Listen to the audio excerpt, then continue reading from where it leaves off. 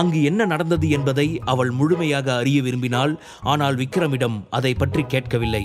ஏனென்றால் அவள் இப்போது விக்ரமை விவாகரத்து செய்யும் முடிவில் உறுதியாக இருந்தாள். தன் கவனம் முழுவதையும் கிங் ஆஃப் தி வேர்ல்ட் டிசைனை நகையாக மாற்றுவதில் செலுத்தினாள். விக்ரம் அவளுக்கு உதவி செய்தான். இருவரின் முயற்சியாலும் குறுகிய காலத்திலேயே king of the world design நகையாக மாறியது. கண்ணிமைக்கும் நேரத்தில் 3 நாட்கள் கடந்துவிட்டன. நாளை நகை கண்காட்சி கிரீன் பார்க் ஹோட்டலின் ஒரு தளம் முழுவதும் கண்காட்சிக்காக எடுக்கப்பட்டது. அன்று விக்ரம் ஜோதி டவர்ஸில் இல்லை. சுரபி சீஃப் டிசைனராக தேர்ந்தெடுக்கப்பட்டதும் அவன் தன் மனைவி மற்றும் அவளின் குடும்ப பாதுகாப்பிற்காக ஒரு பங்களாவை வாங்கி பரிசளிக்க விரும்பினான். அதற்காக அனைத்து வசதிகளும் முழு பாதுகாப்பும் உள்ள அடையாற்றில் உள்ள பங்களாக்கள் இருக்கும் ஏரியாவிற்கு சென்றான். அதற்குள் விக்ரமின் போன் அடித்தது. அவன் போனை எடுத்து பார்த்தபோது சுரபி என்ற பெயர் போனின் திரையில் மின்னியது. இவ எதுக்காக இப்போ ஃபோன் பண்றா? உலகம் தலைக்கீழா சுத்த ஆரம்பிச்சிருச்சா என்ன என்று தனக்குத்தானே முணுமுணுத்த விக்ரம் போனை எடுத்தான். விக்ரம், உடனே ஜோதி டவர்ஸ்க்கு வா, கிங் ஆஃப் தி வேர்ல்ட காணோம் என்று சுரபி அழுது கொண்டே சொன்னாள். சரி சரி, கூல் பேபி, அழாத, உடனே அங்க வர என்ற விக்ரம் போனை வைத்தான். நாளைக்கு எக்ஸிபிஷன், இன்னைக்கு நகை காணாம போயிருக்குன்னா யாரோ சுரபிக்கு பிரச்சனை கொடுக்கணும்னு வேணும்னே பிளான் பண்ண மாதிரி இருக்கு. ஆனா ஜோதி டவர்ஸ்ல ஒவ்வொரு ரூம்லையும் காரிடார்லயும் சீக்ரெட் கேமராக்கள் இருக்கு. அப்படி இருக்கும்போது சேஃபா வச்சிருந்த நகை எப்படி மிஸ் ஆகும்? விக்ரம் காரில் சென்று கொண்டிருந்த போது அவனுக்கு ஆனந்திடமிருந்து போன் வந்தது. என்னை மன்னிச்சிடுங்க சார், இப்படி ஒரு பிரச்சனை நடக்கும்னு நான் நினைக்கல. இதுக்காக நீங்க என்ன தண்டனை கொடுக்குறீங்களோ நான் ஏத்துக்கிறேன் என்று ஆனந்த் சொன்னான். தண்டனை தானே, கொடுத்துட்டா போச்சு, அது அப்புறம் பார்த்துக்கலாம். நீ முதல்ல சிசிடிவி கேமராவை செக் பண்ணியா என்று விக்ரம் கேட்டான். செக் பண்ணிட்டேன் சார். சிசிடிவி கேமரா நேற்று நைட்டு ஒரு மணி நேரத்துக்கு வேலை பார்க்கல. இதை பார்க்கும்போது யாரோ இதை வேணும்னு பண்ண மாதிரி இருக்கு. அது மட்டும் இல்ல, அந்த நேரத்தில் கரண்ட்டும் இல்லை என்று ஆனந்த் சோகமாக சொன்னான். சரி விடு ஆனந்த், பார்த்துக்கலாம் என்று விக்ரம் போனை வைத்துவிட்டு தீவிரமாக யோசிக்க ஆரம்பித்தான். கிங் ஆஃப் தி வேர்ல்டோட வேல்யூ 10 லட்சம் ரூபாய். பணம் இப்போ ஒரு பிரச்சனையே இல்லை. ஆனா இது சுரபியோட ஃபர்ஸ்ட் ப்ராஜெக்ட், ட்ரீம் ப்ராஜெக்டும் கூட. இது மட்டும் மிஸ் ஆனா என் டார்லிங் ரொம்ப ஃபீல் பண்ணுவா. அடுத்த அரை மணி நேரத்தில் விக்ரம் ஜோதி டவர்ஸுக்கு வந்தான். பின்னர் அவன் நேராக சீனியர் எக்ஸிகியூட்டிவ்ஸ் இருந்த 23வது தளத்திற்கு சென்றான். அவன் அங்கு சென்றபோது அந்த இடமே கலேபரமாக இருந்தது. 20 சீனியர் எக்ஸிகியூட்டிவ்ஸும் அங்கு இருந்தனர். அவர்கள் அனைவரும் சுரபியை கோபமாக திட்டிக் கொண்டிருந்தனர். நாளைக்கு எக்ஸிபிஷன், ஓவர் நைட்ல எப்படி கிங் ஆஃப் தி வேர்ல்டு காணாம போகும்? சுரபி, நீ தான் இந்த ப்ராஜெக்டை பண்ண. இது எவ்வளவு வேல்யூவான ப்ராஜெக்ட், கேர்ஃபுல்லா இருக்கணும்னு உனக்கு தெரியாதா? அதுக்காக கம்பெனி வேற நிறைய பணம் செலவு பண்ணி பப்ளிசிட்டி வேற கொடுத்துருக்காங்க. இப்போ நாம அந்த நகையை எக்ஸிபிஷன்ல வைக்கலனா நம்ம கம்பெனியோட பேர் என்ன ஆகும்? இந்த ப்ராஜெக்டோட மதிப்பு தெரிஞ்ச நீ இன்னும் கொஞ்சம் கேர்ஃபுல்லா இருந்திருக்கணும் இல்லையா என்று ஒரு சீனியர் எக்ஸிகியூட்டிவ் கேட்டார். ஐயோ, அப்படியெல்லாம் எதுவும் இல்லை சார், ப்ளீஸ் இந்த மாதிரி எல்லாம் பேசாதீங்க என்று அழுதபடி சொன்னாள். சுரபி தான் ஆள் வச்சு திருடினான்னு இவ்வளவு உறுதியா சொல்றீங்களே சார், அவ அதை பண்ணும்போது நீங்க பாத்தீங்களா என்ன? இல்ல உங்ககிட்ட அதுக்கான ஆதாரம் ஏதாவது இருக்கா? அப்படின்னா மட்டும் வாயை திறங்க, இல்லனா ஒருத்தரும் வாயை திறக்க கூடாது என்று விக்ரம் தீவிரமான குரலில் சொன்னான். விக்ரம், வந்துட்டியா?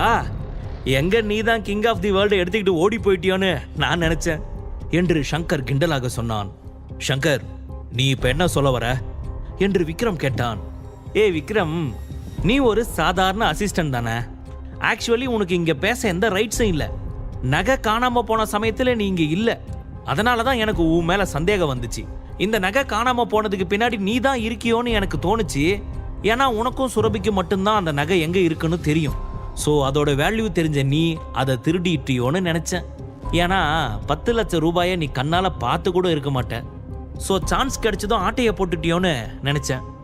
ஆக்சுவலி லாஸ்ட் டைம் நான் இங்க வந்தபோது சுரபி காஸ்ட்லியான காரை வாங்கியிருந்தா. அதை பார்க்கும்போது அவ கம்பெனி பணத்தை தான் யூஸ் பண்ணி அதை வாங்கியிருக்கலாம்னு எனக்கு தோணுச்சு. இப்போ கிங் ஆஃப் தி வேர்ல்ட காணோம்னு சொல்றா. இவளை தாண்டி அதை வேற யாரும் எடுத்திருக்க முடியாது என்று சங்கர் சந்தேகத்தை கிளப்பினான். நீங்க சொல்றது உண்மைதான் சங்கர். ஒரு சின்ன வேலையில இருந்த உங்களுக்கு இவ்வளவு பெரிய வேலை கொடுத்தா இப்படித்தான் நடக்கும். நம்ம சேர்மன் இவ மேல நம்பிக்கை வச்சு இந்த வேலையை கொடுத்தாரு. ஆனா இவ அந்த நம்பிக்கையை பயன்படுத்தி அந்த நகையை திருடிட்டா என்று ஒரு சீனியர் எக்ஸிகியூட்டிவ் சொன்னார். இப்போது என்ன செய்வது என்று அனைவரும் யோசித்துக் கொண்டிருந்த போது சுரபி தான் அந்த நகையை கடைசியா சேஃபா வச்சா. இப்போ காணோம்னு அவளே சொல்றா. இதெல்லாம் நம்புற மாதிரியா இருக்கு. அதனால நம்ம எல்லாரும் அவளுக்கு அகைன்ஸ்டா கம்ப்ளைண்ட் பண்ணலாம் என்ன சொல்றீங்க என்று சங்கர் கேட்டான். அவன் சொன்னதை கேட்ட சுரபிக்கு கோபம் வந்தது. ஆனால் அவளால் எதுவும் பேச முடியவில்லை. இது எல்லாத்தையும் விட முக்கியமான விஷயம் என்னன்னா, கிங் ஆஃப் தி வேர்ல்டு நகையை உன்னையும் உன் புருஷனையும் தவிர வேற யாருமே இங்க பார்த்ததில்ல. எப்படியும் எந்தவித எக்ஸ்பீரியன்ஸும் இல்லாம உன்னால அதை நல்லா பண்ணிருக்க முடியாது. அதனால நீயே கூட அதை டெஸ்ட்ராய் பண்ணிருக்கலாம். அந்த நகை இருக்க இடம் உன்னையும் உன் புருஷனையும் தவிர வேற ஒருத்தருக்கும் தெரியாது. அதனால இந்த விஷயத்துக்கு நீ தான் ரெஸ்பான்சிபிள் என்று கிருத்திகா சொன்னாள். வாய மூடு கிருத்திகா, எவ்வளவு கஷ்டப்பட்டு நானும் விக்ரமும் அந்த நகையை பண்ணினோம் தெரியுமா? அதுவும் ரொம்ப நல்லா வந்திருக்கு. எதுவும் தெரியாம என் வேலையை பத்தி குறை சொல்லாத என்று சுரபி கோபமாக சொன்னாள். நீ சொன்னா நம்பிடுவோமா? நாளைக்கு எக்ஸிபிஷன், இன்னைக்கு வந்து நகையை காணோம்னு சொல்ற. அப்படின்னா அந்த நகை டிசைன் ஒழுங்கா வரலன்னு தானே அர்த்தம்.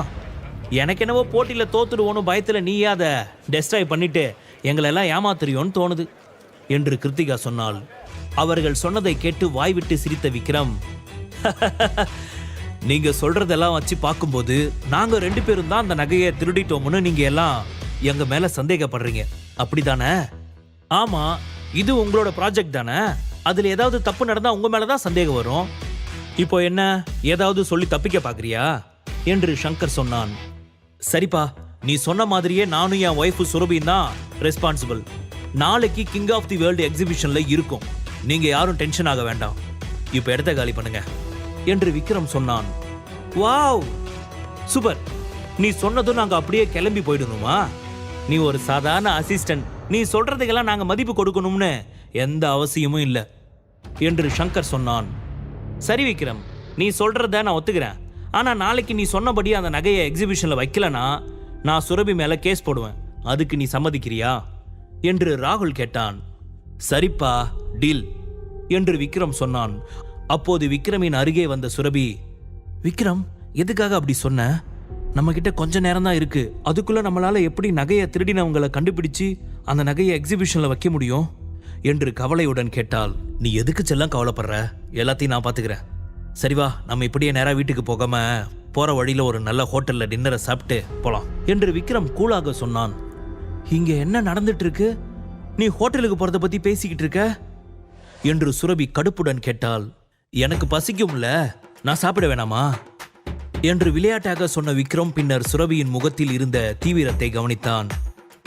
இத பத்தி நம்ம வீட்டுக்கு போய் பேசிக்கலாம் பேபி, நான் இருக்கேன்ல, எதுக்காக டென்ஷன் ஆகுற என்று கூலாக சொன்னான்.